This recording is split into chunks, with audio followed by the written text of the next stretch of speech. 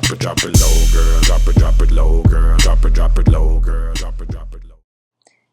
Good evening, guys. I'm assuming that you guys are watching this on Tuesday evening because we're going to be discussing this tomorrow in class.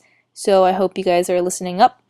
And if you guys watch this video, if you continue watching this video past this point, you'll understand how not to be loathsome and ignorant. Direct quote from Hegel. Hegel once called Arthur Schopenhauer ignorant because Schopenhauer did not agree with Hegel's dialectics. Before we jump into Hegel's dialectics, the topic of this whole video, I want to dip into a little bit of Hegel's background, because you guys know how much I love background information about these different philosophers, and I feel like a grasp on Hegel's background really means something, because understanding Hegel's dialectics is hard enough, so why don't you just go away from this video with, hey, I learned a little bit about Hegel's background, that was pretty cool. Anyway, Georg Wilhelm Friedrich Hegel was born in 1770 in Stuttgart, which is now in Germany. Hegel grew up during the French Revolution when the monarchy was being overthrown. Hegel believed that this whole era was a glorious dawn because everything was changing and it's such a dynamic world and all these new ideas are being thrown around everywhere. But we can't just pay attention to what's happening right now because Hegel believed that historical context was very, very important in understanding how things were working, understanding the ideas that we have now. So it kind of makes sense that Hegel believed that everything was in the process of changing, and he believed that change is actually a signifier of becoming self-aware.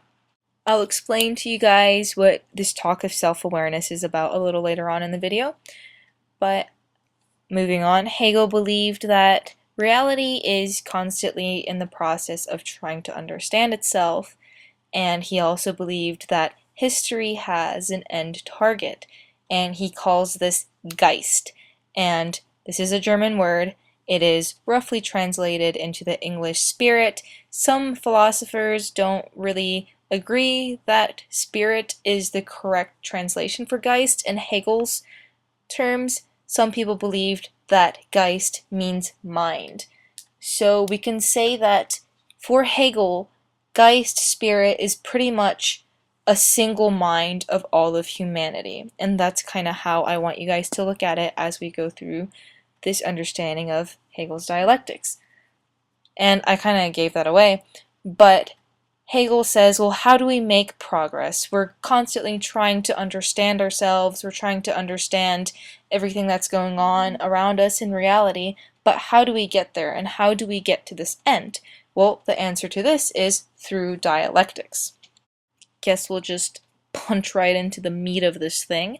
This is where we're going to break it down and talk about Hegel's dialectics, or try to understand Hegel's dialectics, what have you. If you already understand it, great for you, but just please keep watching. Maybe you guys could help me later. Anyway, Hegel's dialectics has three main parts. Not Hegel, we will call these three parts thesis, antithesis, and synthesis. If you guys will look at this cute little drawing that I made you guys to better understand Hegel's dialectics, we have the two parts, thesis, antithesis. You could see that they are feeding into each other, and in the middle we have synthesis. And the two little arrows in the middle of the loop, if you see from thesis pointing down to synthesis and antithesis pointing up to synthesis, those are very important because I think that the word synthesis is kind of misleading when we're talking about the result of the interaction of these two opposing things. So instead of following suit and calling it thesis, antithesis, and synthesis, I'm going to kind of give you guys an example of what synthesis actually is through 2, 1, and this idea what we're going to call twun. And if you guys don't like this example, I'm sorry. I'm only using these words because they fit very well together, and I think twun is kind of a cute thing. Anyway, so 2, I guess, would be the thesis. Don't think of 2 and 1 as being contraries or opposites. Just bear with me and understand that 2 and 1 are just these concepts that we're going to use as the thesis and antithesis. So you put these two together and the synthesis is twun. And I'm using the word twun because both the thesis and antithesis both keep their identities in the synthesis, but they become a new thing. So it's just this awesome fusion of these two contraries, but at the same time, the two contraries keep their identities in the synthesis. Eventually, your new synthesis will become your thesis for the next part. So do you guys see why it's so important to Hegel that we look at things in historical context? Because everything is always building on top of each other, and this is why things are kind of folded on top of each other, and by unfolding them and viewing things in context of one another is when we understand how we're getting to the end. And before we get to that end, which we'll talk more about later, we see that using this synthesis for the new thesis, I think you guys could see that this is going to be a cycle over and over and over again, where you have thesis, antithesis, synthesis, synthesis becomes thesis, thesis, antithesis, synthesis, over and over again, as you can imagine. And if I just confuse the shit out of you guys, I'm so sorry, but maybe you guys will be able to understand it a little more in my later examples of these dialectics. But before we get to the examples, why do we care so much about these dialectics? Why does it matter that these things are building on top of each other over and over again? Well, it's important because Hegel told us that it's working towards an end, and we don't really know if there is going to be an end, but it's going to be the end if it happens, and we can only get to the end by understanding how these different dialectics just keep piling on top of each other. So Hegel calls this end the absolute spirit. So in order to reach absolute spirit, we have to keep building on top of these dialectics until we reach the whole. And I'm going to read you guys a section of Hegel's Phenomenology of Spirit. It's in paragraph 20 of the preface. Hegel says, "The truth is the whole, but the whole is nothing other than the essence consummating itself through its development.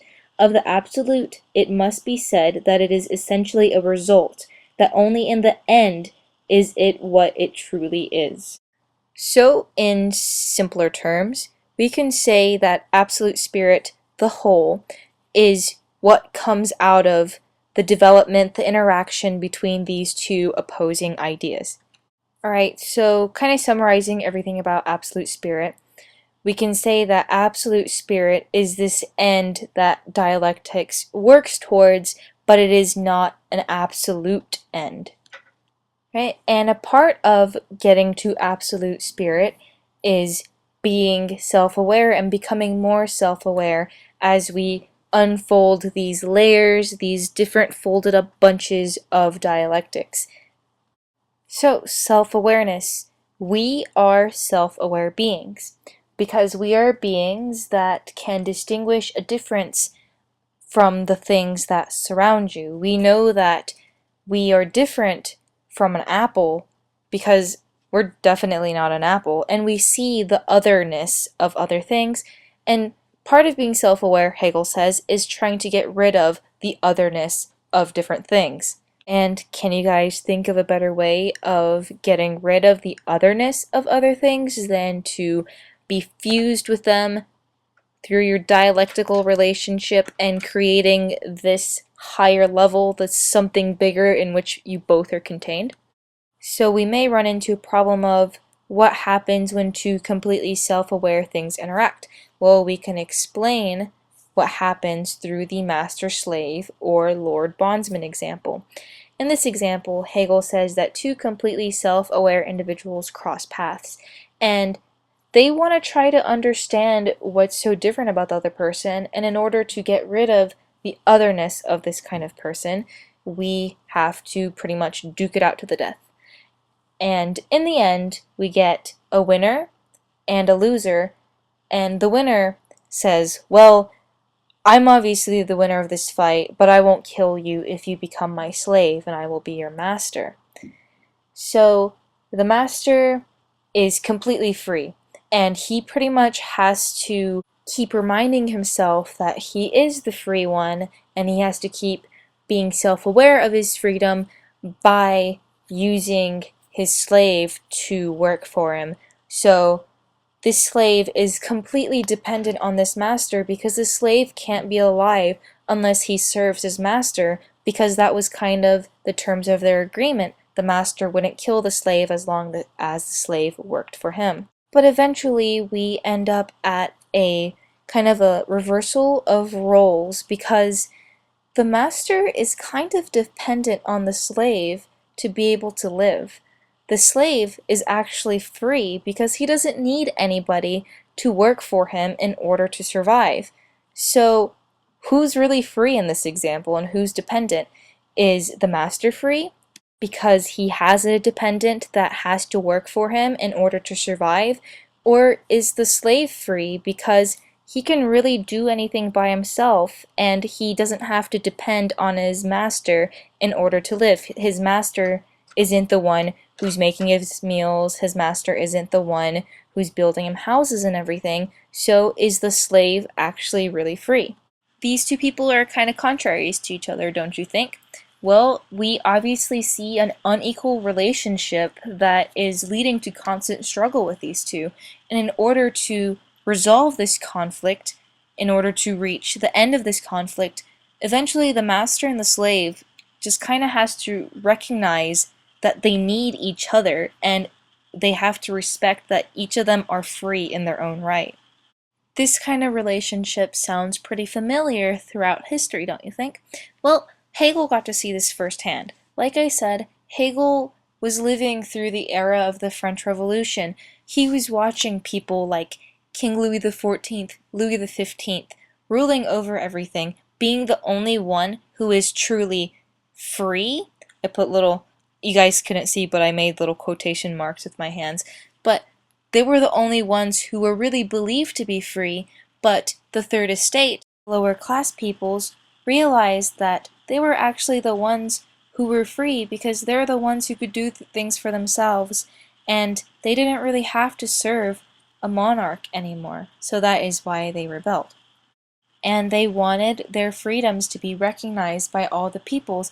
This is pretty much like Hegel's master-slave example, because the master realizes he's free, and the slaves, the third estate, they realize that they're free, but apparently the master doesn't, so they're trying to end this struggle by reaching a point where they can respect each other's freedoms, or, I guess in this case, kill the king and make everyone else see their freedoms. So do you guys kind of see how this feeds into Hegel's idea of the dialectics? We can say that in the master-slave example, we establish something, we have the master. We propose the opposite, we have the slave. And then in the end, when they get back together and they realize each other's freedoms and they understand that they need each other in order to survive and to end struggles, that's where we get these two different ideas, master and slave, are contained in something bigger, and I feel like that's what Hegel's dialectics are all about. So very quick recap before we end this. Hegel's dialectics has three main parts. It is thesis, antithesis, and synthesis, and like we said in the little picture that I drew you guys, thesis and antithesis feed into each other and it yields synthesis, which is a bigger concept that contains both thesis and antithesis. And we examine these dialectics and how they just layer on top of each other because, like I said, the synthesis of one dialectical relationship will end up being your new thesis. And we have to examine these things and how they layer on top of each other in order to understand absolute spirit and maybe one day reach absolute spirit.